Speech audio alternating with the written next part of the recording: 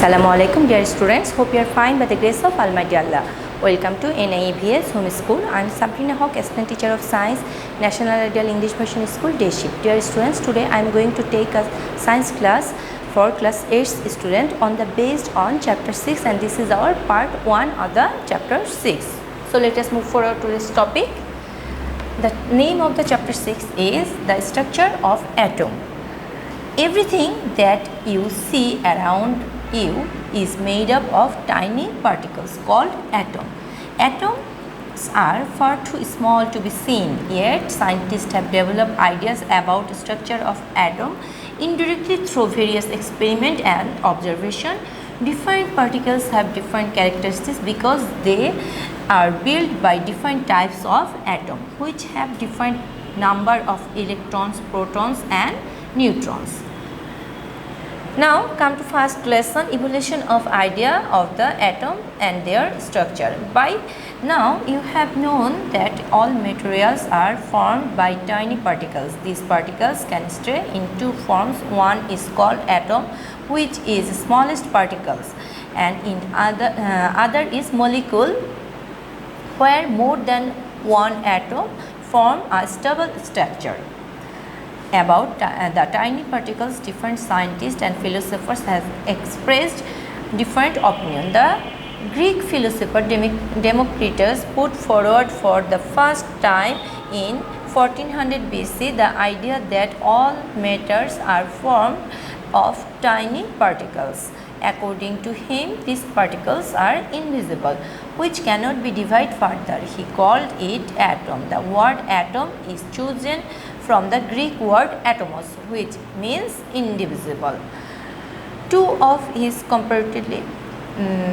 contemporary philosophers, Plato and Aristotle, expressed different opinion. According to Aristotle, matter is continuous and such particles of matter can be divided into smaller and smaller part with work limit.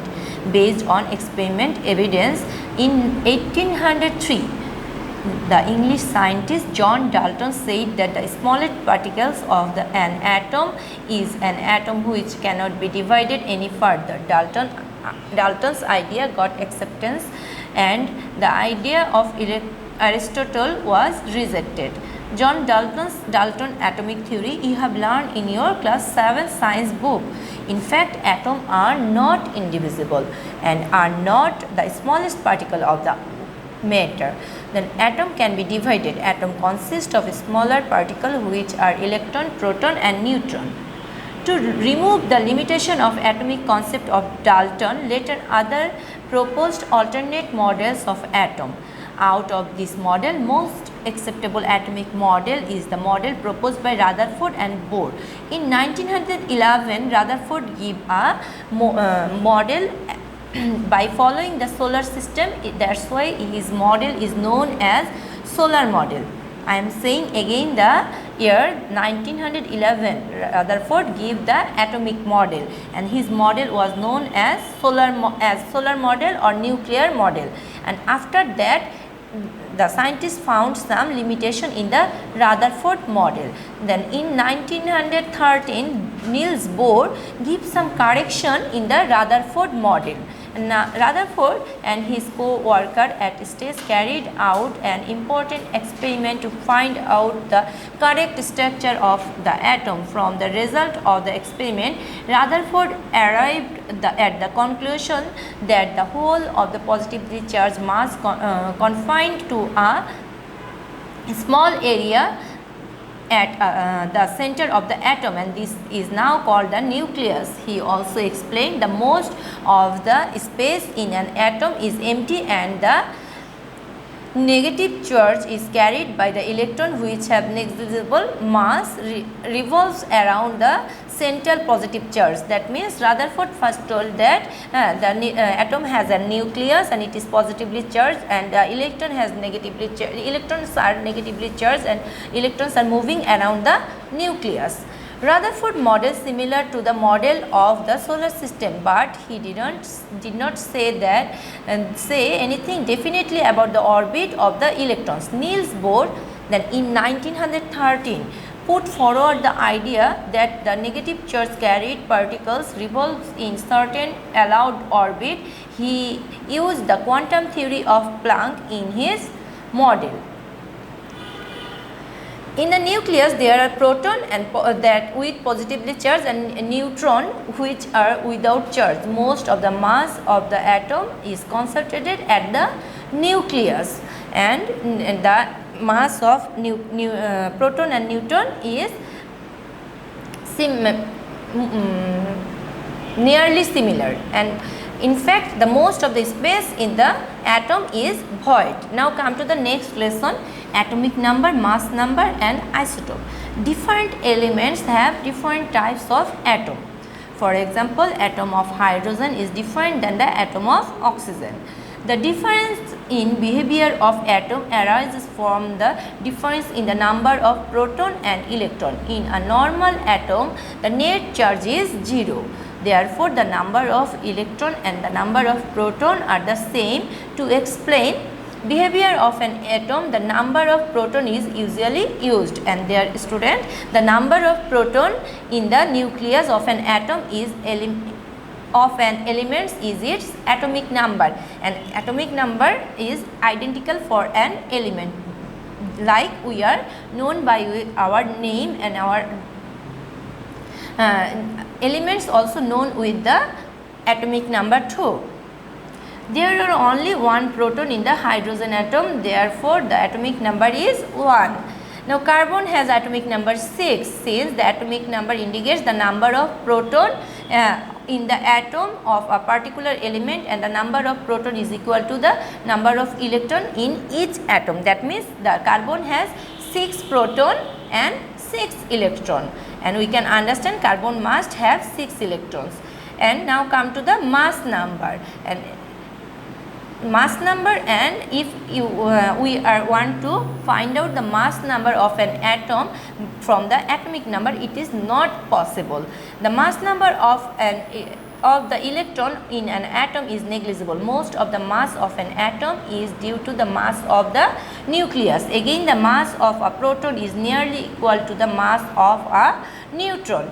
Mass number of an atom of an element is expressed by as the total number of proton and neutron in the atom.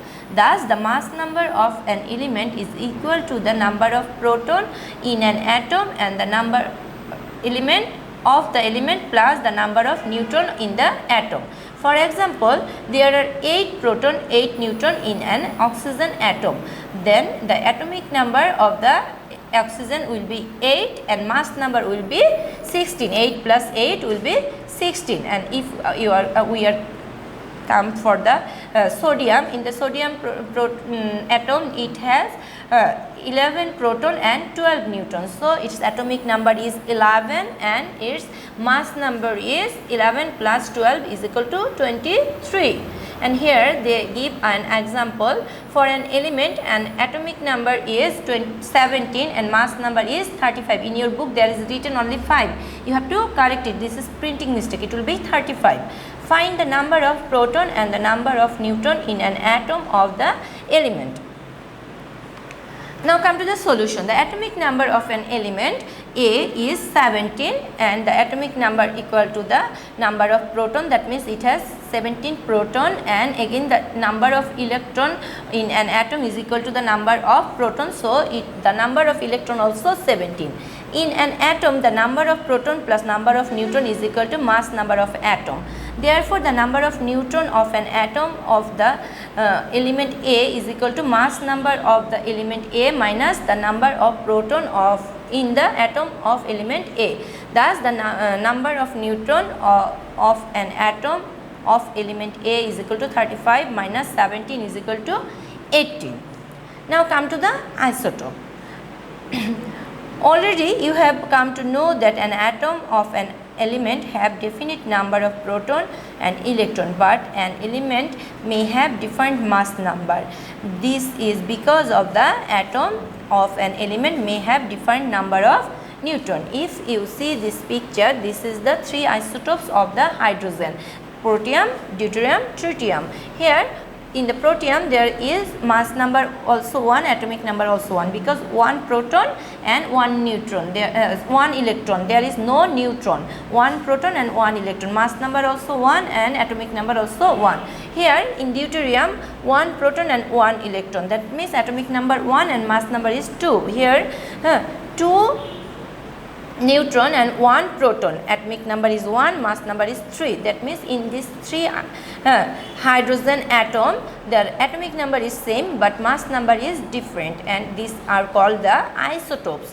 And this is the definition of isotopes: the different atom of an element which have the same number of proton and electrons but different mass number are called the isotope of that element. Students, you have to remember like that: isotope, there is P and the same number of proton, and again in the isotopes the number of proton will be same, number of proton and electron will be same but mass number is different, that means neutron number is different. Now come to the next lesson, the properties and application of isotopes.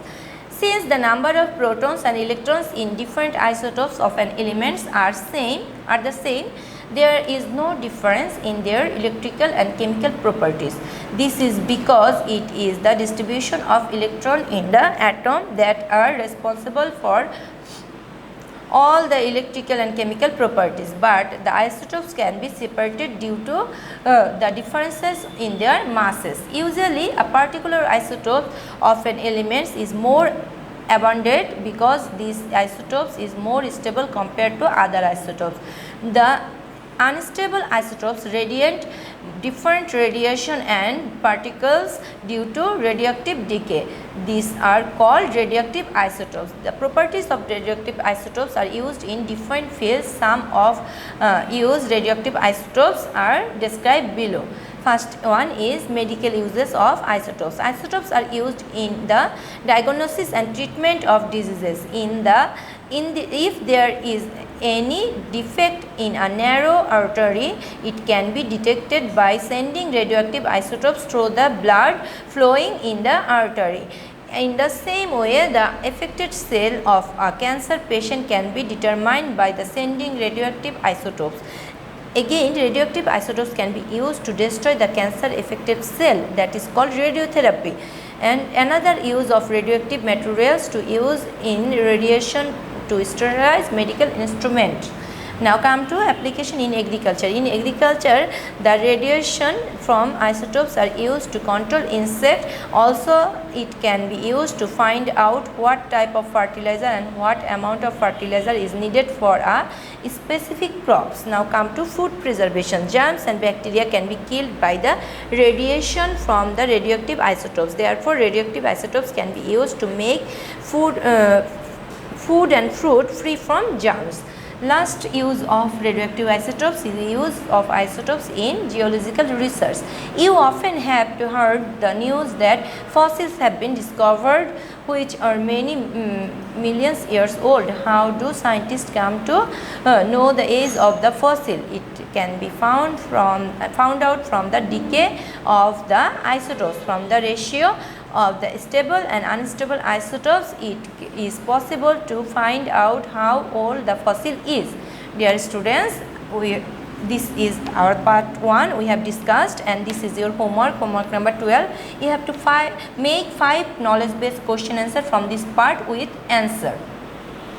Question and answer you have to make from this part. Dear students, I have finished my today's topic. Hope you have understood this chapter is too much important for you, and you have to read this chapter again and again, otherwise you can follow it properly. So stay safe, stay good. Thank you. Allah Hafiz.